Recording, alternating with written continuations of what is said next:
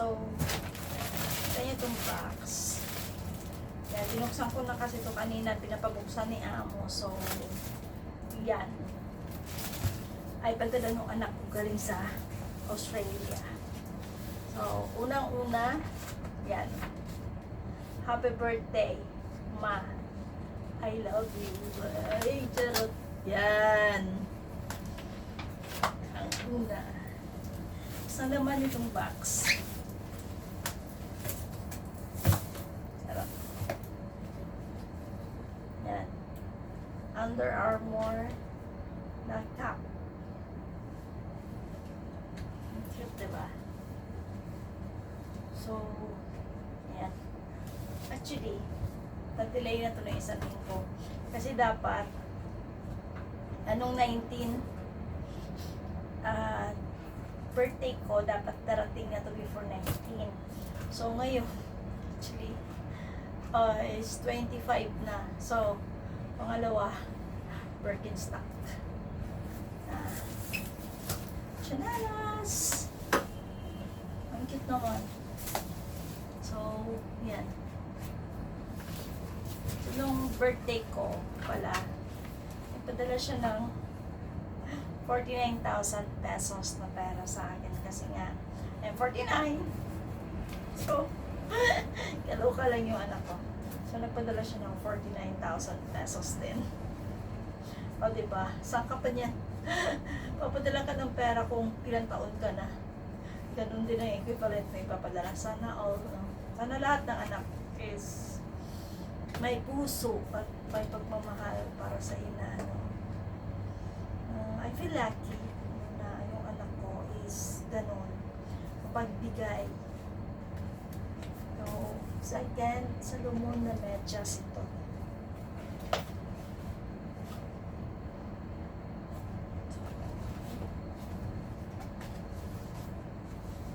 Sabi niya,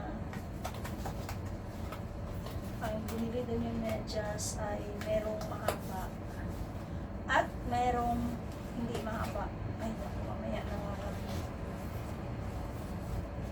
Balik pa eh. Babalik natin. Makulit eh. Tapos, yan, short. Kasi di ba nag-hike ako. So, mostly na mga padala niya is pang-hike din. And second, short na pang-hike.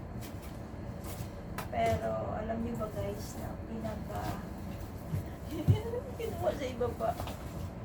Gusto ko dito at pinakakailangan ko ay ito. Yan. Salomon na sapatos.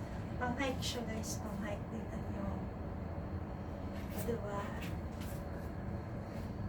Yan. So, hiningi ko talaga to sa kanya. I mean, sabi ko gusto ko ng pang-hike na shoes na Salomon. So, binili niya ako. Dalawa yan. Yung una niyang nabili, like, pang walking lang. Salomon pen. Here it is. Ito siya. Yan. So, pwede naman siyang pang-hike. Dito paano, mayroon naman siyang grip. Itatry natin. Itatry ko din siyang i-hike kung pwede. Ang gaan, I like it. Ang gaan talaga niya. So, yan. Bukas ko na lang ito itatry kasi gabi na. So, bukas, siguro gagawa ko na another video para i-try ko itong mga sapatos na ito.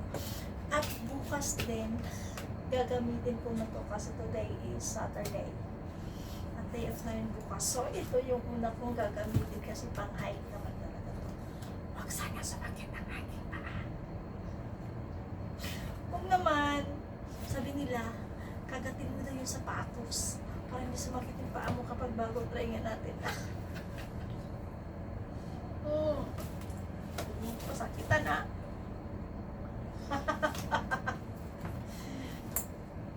Well, alam mo, mawawala, no?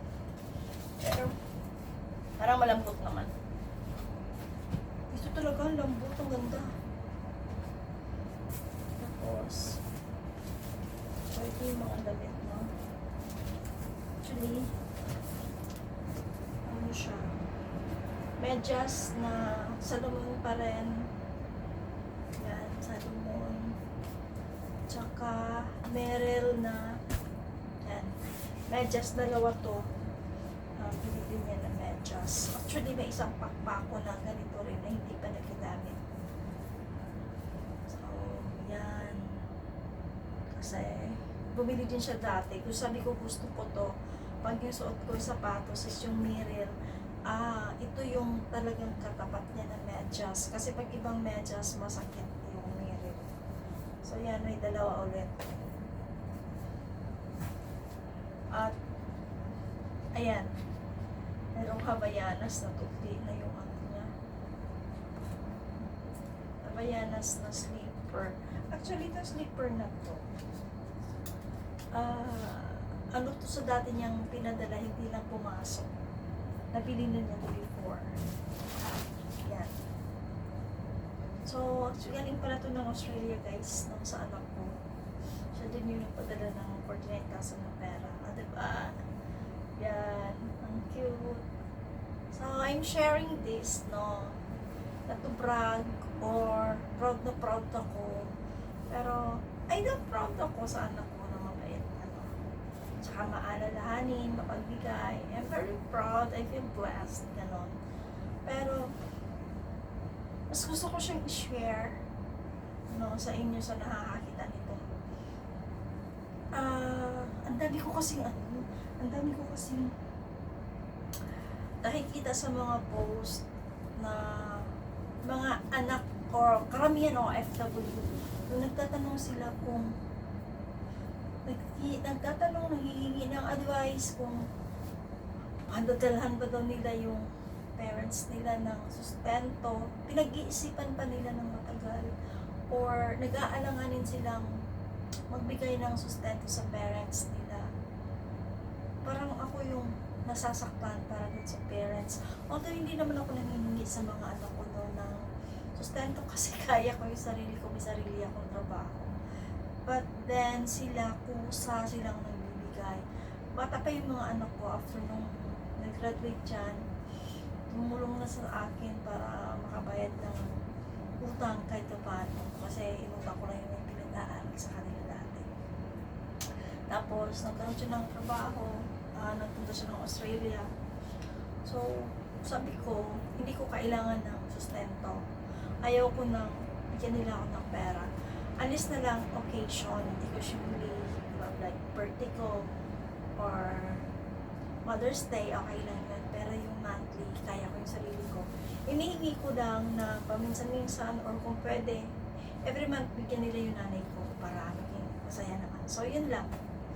At yung mga anak ko kahit hindi ko sabihan, nagpupusa sila magbigay sa nanay ko kasi mahal nila yung nanay ko.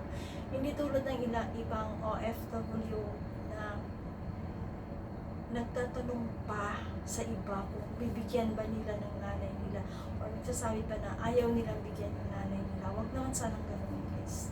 No? Kasi ang parents natin, dapat pinamahal natin yan. Kung hindi nyo kayang bigyan ng malaki, bigyan nyo ng tama. O kahit konti lang para mayroon naman silang mahupunan ng mga pangangailangan nila. Kung hindi nyo talaga kaya, okay lang yan. Pero kung kaya nyo lang naman, why not nabigyan? Kesa magtanong pa kayo or parang ang bigat para sa inyo na magbigay sa pamilya. O ganun. Kasi pag nagbibigay kayo ng blessings, babalik din yan sa inyo. Magiging magkaan yung buhay. Promise. Diba? Iba na yung dating unboxing lang eh. Ayan. Ang cute. So, malalaki kasi ako. Ay, malaki din. Yan. Sabi ko kasi, lumano yung mga damit ko. Tsaka yung anak ko. Ang dami niyang pinadala nung nakaraan May lang. Ang dami din niyang pinadala na damit. Tapos, nagre-reklamo kasi sila pabalik-balik to yung mga damit ko sa vlog ko. Kaya ayan, binilan ako ng damit na naman kahit na marami ko dyan. Wala lang, masaya lang sila. Masaya lang yung anak ko. Binibilan ako ng mga gamit ko. Ang cute naman na ito. Bagay ito sa tag-init ngayon. Kasi nung nakaraan, na binibili niya is medyo makapal. Nagre-reklamo ako pang ano lang yun. Pang autumn lang yun. Hindi ko siya magagamit sa summer. Kaya ayan na naman. Meron tayong pang summer. O diba? Tsaka ito isa. So, yun lang. Ito naman, bag na Calvin Klein. Ay, hindi pala to akin. Hindi ko aangkinin kasi hindi ko akin. Pero bubuksan.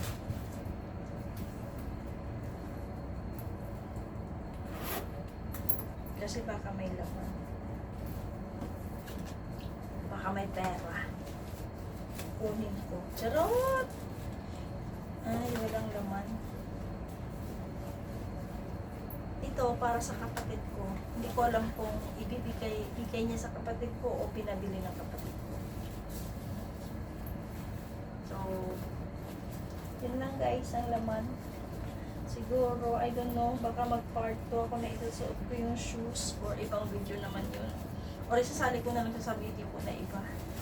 O sa pagka-hike. So, yun lang. Thanks for watching. Huwag kalimutan guys, mahalin natin yung ating nanay, yung ating tatay. No? Promise, kung hirap man kayo sa financial, hirap man kayo sa buhay, yung hirap na yun dahil dadaan lang yan. Pinagdaanan ko na yan. Yung pinakamahirap na sitwasyon, pinagdaanan ko yan. Pero look at me now, I'm blessed, no? My children, dahil nakatapos na sila, mag-ano yung buhay. At dahil ako, mahal ko yung nanay ko, nakikita ng mga anak ko, mahal din nila ako. Diba? Kahit hindi ako manghingi, bigyan ako ng pera, lagi nila inaalala yung aking kapakanan, sarot, yung aking ikaligaya, diba?